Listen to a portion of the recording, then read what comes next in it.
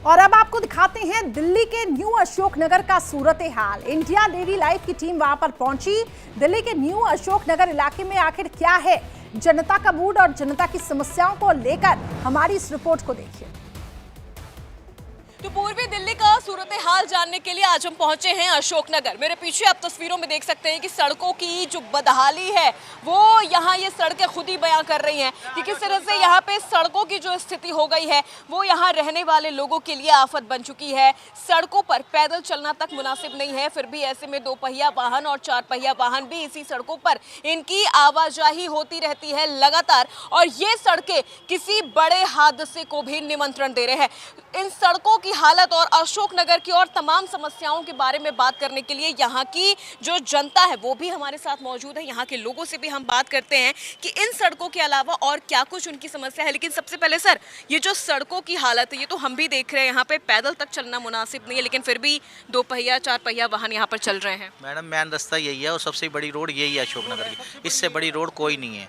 और चक्कर यह है कि कुछ जनता की भी कमी है कि देखो ये जो जितने रोडी बदरपुर पड़े हैं ना, ये डस्ट पड़ी हैं।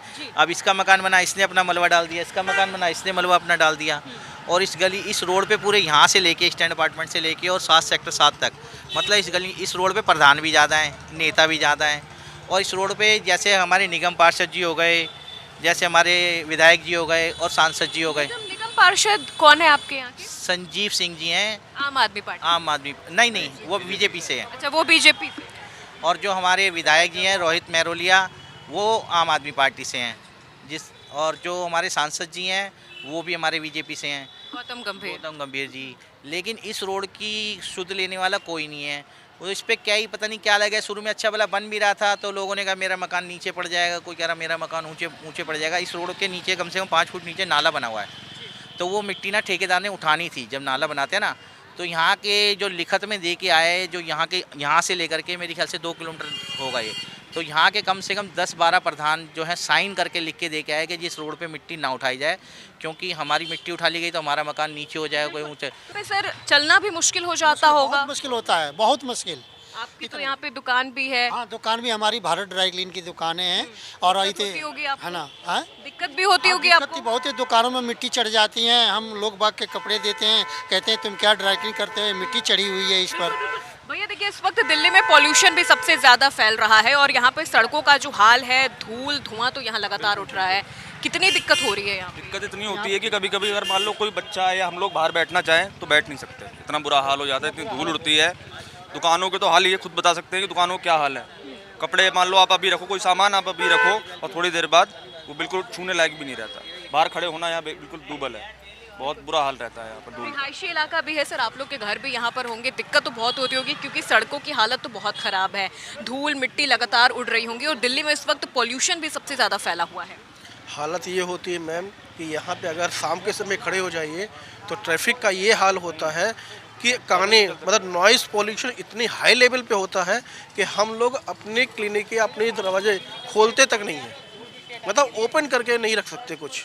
तो क्या इसका सुंदरीकरण भी नहीं हो सकता? मतलब कि हमने देखिए यहाँ पे देखा था, ये कूड़े कचरे का ये जो पूरा ढेर है ये यहाँ लगा हुआ है, तारों का जो मकड़ जाल है वो नजर आ रहा है, जो यहाँ की जनता के लिए बेहद परेशानी का सबब बना हुआ है। अब सड़कों की हालत तो हम आपको दिखा ही रहे हैं, लेकिन यहाँ पर किस तरह से जो कूड़े कचरे का ढेर है वो सड़कों पर कितनी दूर तक फैला हुआ है, आप यहाँ पर ये देख के आप अंदाजा लगा सकते हैं कि इससे यहाँ की जनता को कितनी परेशानी हो रही है। दिल्ली में इस वक्त डेंगू मलेरिया जैसी जो भयानक बीमारियां हैं वो किस तरह पैर पसार रही हैं, और इसके अलावा दिल्ली में जो पोल्यूशन का लेवल है वो लगातार बढ़ता जा रहा है।